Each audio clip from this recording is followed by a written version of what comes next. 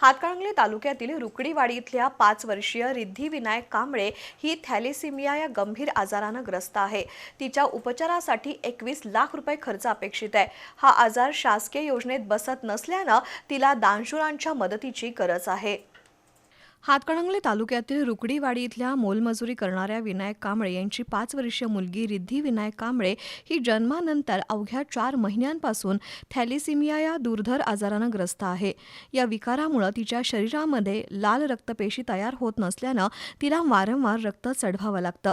या आजाराचं निदान कोल्हापुरातील CPRमध्ये झालं होतं। पुढील उपचारासाठी सिद्धीवर बोन मॅरो ट्रान्सप्लांट शस्त्रक्रिया आवश्यक असून मुंबई सेंट्रल इथल्या SRCC चिल्ड्रन्स हॉस्पिटल इथं तिच्यावर उपचार सुरू आहेत।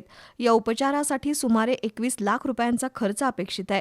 आतापर्यंतच्या उपचारात कुटुंब आणि नातेवाईकांनी पैशाची तजवीज केली आहे, पण पुढील उपचारासाठी मोठ्या रकमेची तरतूद करणं अत्यावश्यक असून समाजातील दानशूर व्यक्ती, संस्था, लोकप्रतिनिधींनी दान दिलेली रक्कम रिद्धीला वाचवण्यासाठी उपयोगी पडू शकते। त्यामुळे दानशूर व्यक्तींनी आर्थिक मदत करावी अशी मागणी तिच्या कुटुंबियांनी केली आहे। मदतीसाठी भाग्यश्री कांबळे यांचा मोबाईल नंबर आणि गुगल पे नंबर 86 00 87 70 70 या नंबरवर अथवा बँक ऑफ इंडिया शाखा रुकडी खाते क्रमांक 093 61 82 10 00 24 64 या खाते क्रमांकावर मदत द्यावी असं आवाहन करण्यात आलंय।